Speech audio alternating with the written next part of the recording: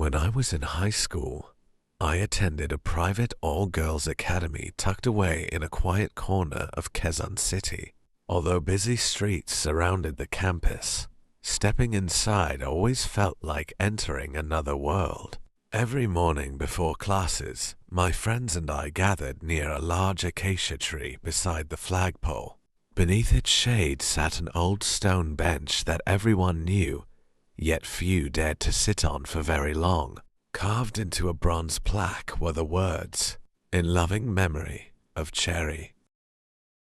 No surname, no dates, just that simple message. Whenever I asked teachers who Cherry was, they would smile politely and change the subject. The older janitors only replied with the same warning, "Respect the bench," nothing more. One rainy afternoon, classes were suspended. Only a handful of students remained while waiting for their parents. Since the benches under the covered walkway were full, I sat alone on Cherry's memorial bench. The air suddenly became colder. The noisy campus grew strangely silent. Even the birds stopped singing. Then I heard soft footsteps behind me. Tap, tap, tap. Thinking it was one of my classmates, I turned around. No one was there. When I faced forward again, a teenage girl was sitting at the opposite end of the bench. She wore the same school uniform, except hers looked decades older than ours. Her long hair partially covered her face. She smiled politely, but said nothing. I blinked. She was gone. Over the following weeks, I kept seeing her, sometimes standing outside empty classrooms, sometimes walking across the soccer field after sunset, sometimes reflected in classroom windows. She never frightened anyone. She simply watched. One day I gathered enough courage to tell our school librarian. Instead of dismissing me, she quietly closed the office door. There really was a student named Cherry. She disappeared into the archives and returned with an old yearbook. Inside was a faded class photograph. Near the back row stood the same girl I had seen.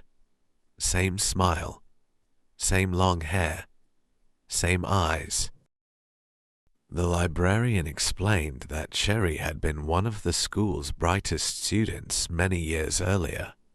She dreamed of becoming a teacher, but before graduation, she became seriously ill. She never returned to campus. Her classmates raised money to build the small memorial bench beneath the acacia tree so future students would remember her kindness. Over the years, stories spread that her spirit occasionally appeared around school, not to haunt anyone, but simply because the campus had been the place she loved most. Months passed. I never feared seeing Cherry again. Whenever she appeared, a calm feeling surrounded me. On graduation morning, I visited the memorial bench one last time. I placed a single white flower beside the plaque. "Thank you for watching over this place," I whispered. A gentle breeze rustled the leaves overhead. As I turned to leave, I glanced back. For just a second, Cherry stood beneath the acacia tree. She smiled warmly. Then, like morning mist under sunlight, she slowly disappeared. I returned to the school years after graduating. The old acacia tree still stood proudly over the courtyard.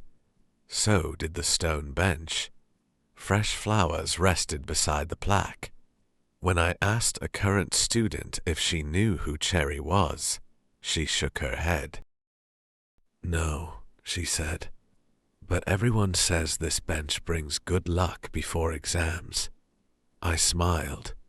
Perhaps that was Cherry's quiet way of helping students even after all these years. And maybe Some memories never truly fade. Some simply stay where they are loved the most.